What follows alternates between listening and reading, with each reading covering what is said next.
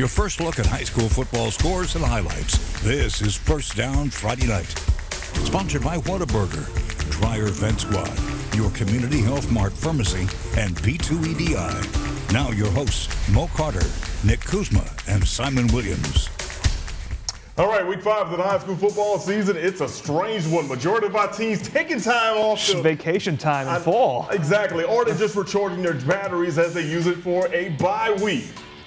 And for the ones who are playing, they're using this week to gauge their team with stiff competition with out-of-town opponents or a close rival. Absolutely. Speaking of that, the latter of that case for the Madison Academy Mustang, Bob Gossie's team taking a trip down 565 along with Highway 72 to Gurley to take on Madison County. These two foes, they were going for region titles just a few years ago, but tonight these two teams, they were just trying to win their third game in the row. We'll pick things up in the first quarter. Mustangs on top 7-0. Carson Crean steps up in the pocket, tosses a deep ball, and it is caught by Jackson Reese. Number 10 takes it in for 6, 77-yard touchdown. And the Mustangs, they're now on top 14-0. Could the Mustangs strike again? The answer is yes. On the attack, it's Mario Brewer Jr. hauling in the swing pass. He picks up some blocks, and Nick, he's off to the races. See ya. Nothing but space and opportunity in front of him as he gets by that last defender right there. 70-yard touchdown. Mustangs now on top 21-0. Crucial fourth down for Madison County. Mason Meadows, he's blitzed by that defense of Madison Academy, and a host of Mustangs led by Antonio Rice will take him down for a lost turnover. Said no, no, no. Exactly. Turnover on downs right there. Now Madison Academy, they went back on the attack once again. It's Crehan sitting back in the shotgun, throws a swing pass to Solano Thomas, and he will race all the way down the sidelines. I would say he's getting the touchdown, but he actually gets ran down by the defender right there. However, it would lead to another score for Madison Academy as they go on to roll tonight by a final score of 42-14. Next week, Madison Academy will take on Asbury, while Madison County will take on Randolph. What a game it was down in Oxford tonight as undefeated Hartselle took that trip over to the eastern portion of the state. We'll pick things up first quarter. Hartselle strikes first. Rye Fletcher goes over the pile and he's in. Hartselle leads 7-0. Oxford will respond. Caleb Wynn up the gut for a touchdown, and the Yellow Jackets tie the ball game up at 7 apiece. All right, later on it is 14-10, and you got to love these words on special teams. Ensuing kickoff. The Yellow Jackets try to hit the sky kick. Well, Eli Titwell has reservations with the end zone. Watch as he tries to outrun everyone, then drags the defender into the end zone. 70-yard touchdown right there. Next thing you know, Hartselle's back on top 17-14, but not for long. Mason Mims to Judd Sire for the quick screen touchdown. Yellow Jackets, they lead again by a final of 21-17. But Jack Smith, the quarterback for Hartselle, watch as he outruns defenders and takes it in the end zone. The wheels. Down. Exactly, the wheels, and he's showing number 7 too on that one, 24-21. Then it's Jack Smith once again. We had some little technical difficulties or whatever, but I can tell you he's going to get into the end zone right there. 31-21. We are still in the second quarter. Let's check out your final score from Oxford tonight as Hartselle roll. No way. Exactly. Woo! They remain undefeated on the season. They go on to win by a final of 69-21. Next week, Hartselle, they got a big one against Muscle Shoals.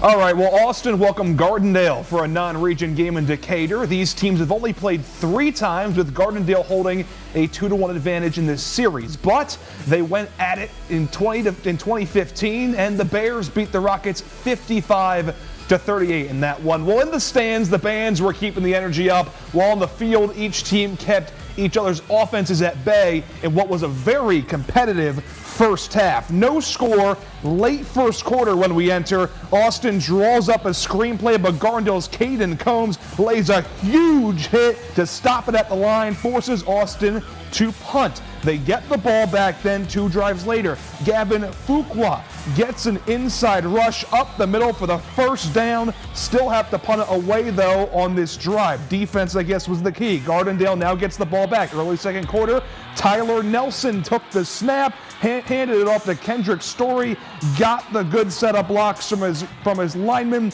and it was nearly a 50-yard rush. Gardendale knocking at the door now. Nelson took the snap. It was a play action, takes it himself, sidesteps 2 layers of Austin defenders, but got to the end zone for the touchdown. Gardendale goes up 7-0 after the successful PAT. Austin does try to respond by going the length of the field as 3rd and goal from just outside of the 10. De'Air Young takes the snap, looks left, lifts one out to Maurice Jones, but Kamari Todd made the stop, and Austin got the field goal to make it 7-3 at the half. Everyone can take a deep breath. Again, we love kickers making big plays on Friday night. And after everything is said and done, Austin would come back to win 17-10 in a thriller in Decatur. Austin has won 4 in a row to move to 4-2 on the year, is back into region play next week versus Grissom. Gardendale now 3-2. They welcome Jackson Olin from Birmingham next week. The Buckhorn Bucks host Guntersville Wildcats today. Guntersville wins the toss, defers, and they're going to kick it off to Buckhorn. By the way, Mo, love to see some pageantry out there on Friday night. Eventually, after they do get the ball, it's going to be a quick 3-and-out because Buckhorn was a little sluggish. They were not gaining much on Guntersville. A quick 3-and-out forced a punt, and it was a really good one down to the Wildcats' own 20. The Wildcats running a hurry-up offense now. Antonio Spurgeon hits Evan Taylor on the curl route. They continue to hurry up. This time, Cameron Logan for the first down. The Wildcats, after we had the beginning set of things where it just seemed like nothing was going well, finally we get ourselves some offense as we finally are going to see what eventually happened when everything was said and done. Let's take a look at your final scores. Guntersville goes on to win by a final of 52-21. Next week, Guntersville versus Scottsboro. Mae Jemison playing Buckhorn. I'm guessing all that offense must have just, took place after our cameras left. Apparently we couldn't get anything, but then scores. Absolutely. All right, boys and girls. Of course, the Fox 54 sports team is on social media. Follow yours truly at Mo Carter Fox 54. You can follow Nick at Nick P. Kuzma. Follow me. Yep, follow him. And then you can also follow our guy Simon Williams, Simon H.F. Williams. Send us a tweet. We may read it out on air later on. We got about, 18 more minutes for us to actually do that. All right, everyone, we got another First Down Friday night varsity game of the week. Some local rivals in DeKalb County going head to head. Nick Kuzma traveled out there, and he's back, and he'll have highlights next.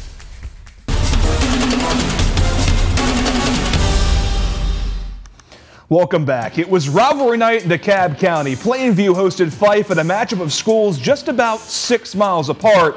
As we roll to the video, here are the members of the 1990-91 Plainview football team, region champs, state runners-up that year. Into the game, Fife got the ball to start the first half. Red Devils 4-0 to start the season. Plainview 1-3. The ball went to Logan Anderson, goes through an enormous gap.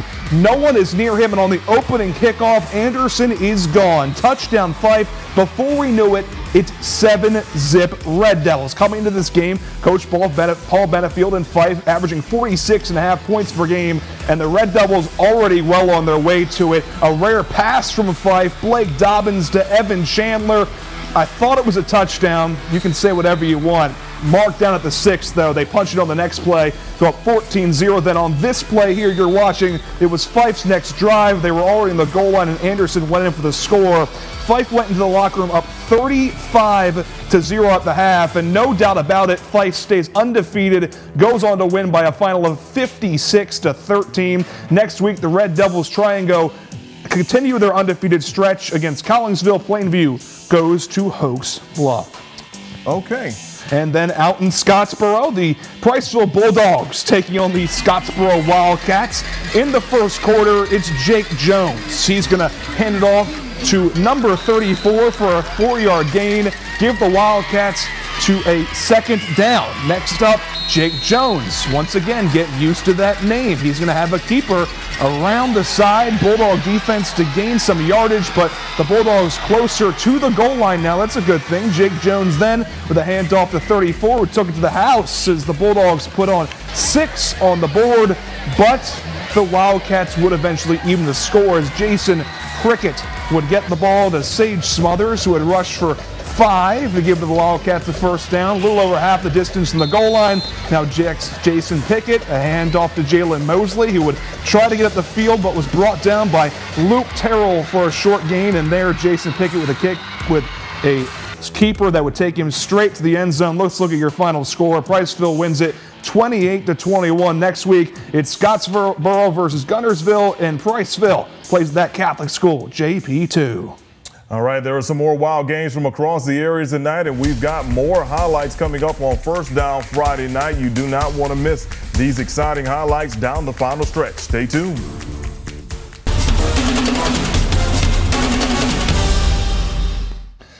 Welcome back. We go to section. Lions still looking for their first win of the season, hosting Westbrook Christian tonight. We start with some special teams because that's what we love to do, I guess, today. Westbrook had the field goal unit out there. Leighton Crawford was true. Warriors up 38-6. And then the Lions, after not being able to do anything, it was Carmichael Catling who got the ball. Deuces, no one stopped him. Then less than a minute to go in the half. Westbrook had it again, and it was Grayson Carroll to Hugh Wendell.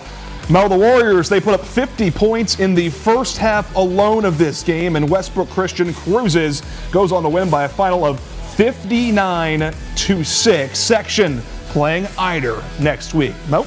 Okay, let's head down the Parkway to ARAB, the undefeated Knights playing host to Fort Payne. And let's go ahead and give a shout out to the people at FPTV for hooking us up with these highlights right here. First quarter, Wildcats in the red zone. Bennett Blanks takes it around the right side, runs over a man and sets up first and goal. A few plays later, Blanks is rewarded for his efforts. He will take it up the gut, going up the middle, touchdown Fort Payne. Love when it's all worth it. Exactly. They're on top 7-0. At some point, we're going to get you that lower third to actually show you what else is going on with this contest. Now, later on, it'll be Dax Bonador throws it in the flats, and Marcus Letford, he will pick up another first down. Then it'll be Bonador launching one to the end zone. Skylar Cody coming down with the TD grab as the defensive back fell down. Fort Payne now on top, 14-0. Now, before the half, ARAB, they were putting together a really, really nice drive, but on third down, here comes this play right here. Carter Tinkler bursts through the line, and he will get the big sack for the Wildcats right there. So they led 14-0 going into the break. Let's check out your final score from ARAB this evening as Fort Payne knocks off ARAB from the ranks of the undefeateds. They go on to win by a final of 21-0. Next week, Fort Payne will take on the Lee Generals, while ARAB will take on Crossville. All right, I think we've got another set of highlights coming up after the break, and we'll also hook you up with a lot of scores from around the area. So keep it locked right here on First Down Friday night.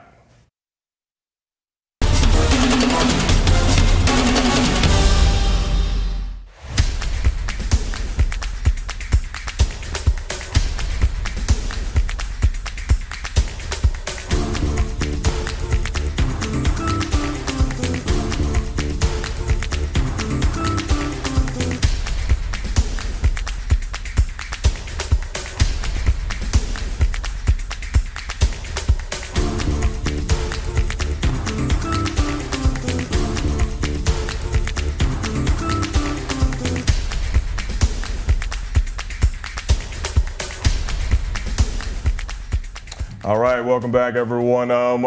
Like I mentioned, we had some wild games tonight, even though a lot of teams were off this evening. Talked about last week, yeah. I thought everyone was off. Exactly. So, even though a lot of teams were off, we did have some wild games. We had some blow-offs, but then we had some close and crazy ones. We talked about that Hartselle one, but another one across the river over at West Morgan High School this evening. Decatur Heritage taking on New Hope, and man, what a ball game this was. Late in the second period, New Hope ahead 21-17. They played a heads-up defense on this fast play. Javion Barnes pokes it out. Jackson Thomas's reach, forcing the Eagles punt. No defense could stop Thomas on this play solely. Heaves it deep. Thomas goes up and brings it down right there. Impressive body control. Now, Solly can use his legs too, and later on in the drive, he does, earning a spot in the red zone on the sweeping QB keeper. A few plays later, it is 4th and goal to go. Eagles line up in the jumbo package, but New Hope survives the scrum and takes over on downs. What a way to end the half. Let's take a look at your final score, though, everybody.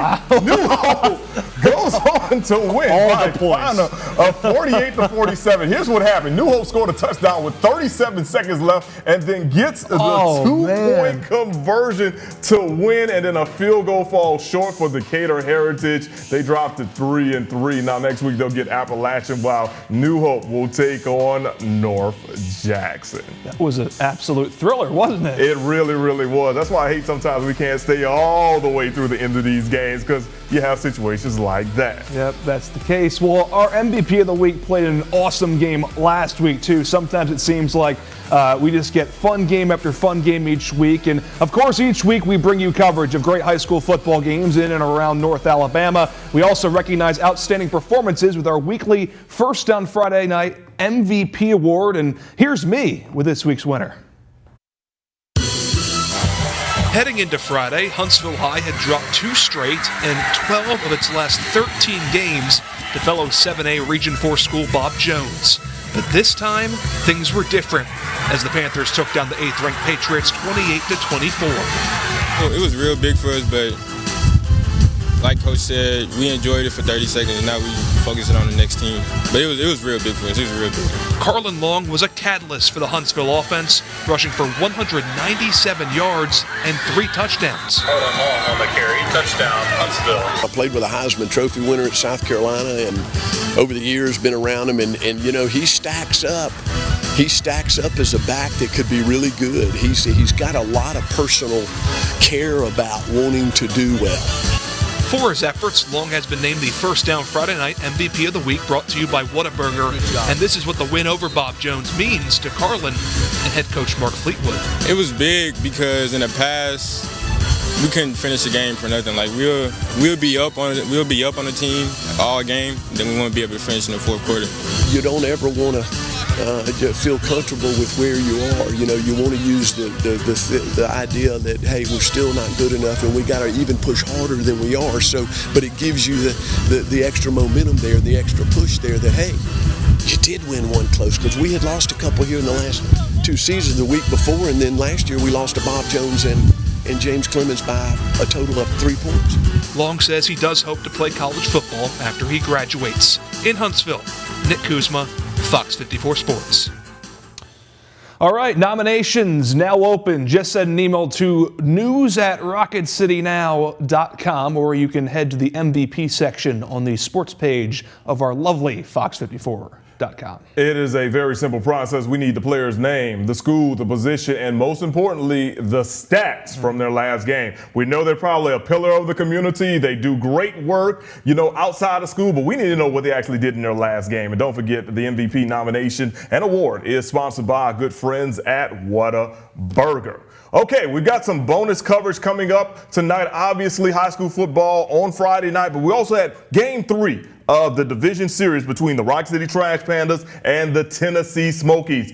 Win or go home in this situation. My very good friend David Humphrey singing the national anthem this evening. Pick things up in the 3rd inning. Harrison Winston steps to the plate. Watch this, the solo shot out the ballpark. His first of the season. Wow, what a time to hit a home run. Smokies take a 1-0 lead. Now later on, the Trash Pandas, they've got the bases loaded. Preston Palmera will draw the ball for walk. Kevin Maitai makes his way from third base all the way home, and we're tied up at 1 apiece. But later on, Jack Slaughter, he would help the Smokies regain momentum in this contest. He would slide one into center field. That'll bring home Harrison Winston, and he scores to make the Smokies now on top 2-1. Still a tight game, though. Let's go to the 8th inning. The Smokies, they're looking for some insurance runs. Harrison Winston, another solo shot. He was responsible for 3 of the Smokies' runs in one form or another. Let's check out your final score from Toyota Field as the Smokies Smokies that charge on to defeat the Trash Pandas tonight by a final of 3-1. They win the series 2-1, so it'll be Tennessee and Pensacola in the Southern League Championship Series. But what a great season by the Trash Pandas, right? Absolutely. Wonderful really. season by the Trash Pandas. I'm liking what Andy Shasley and company have been able to do, so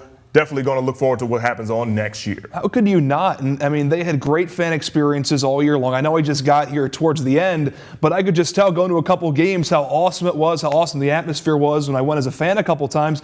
And then obviously you had the no-hitter, you had walk-offs this year. It was awesome. So congratulations to them. First playoff appearance ever. Absolutely. Look forward to some things in the future with them. Thanks for joining us here on another edition of First Down Friday Night with a little baseball action. He's Nick Kuzma. I'm Mo Carter. Have a great night. We'll see you next time.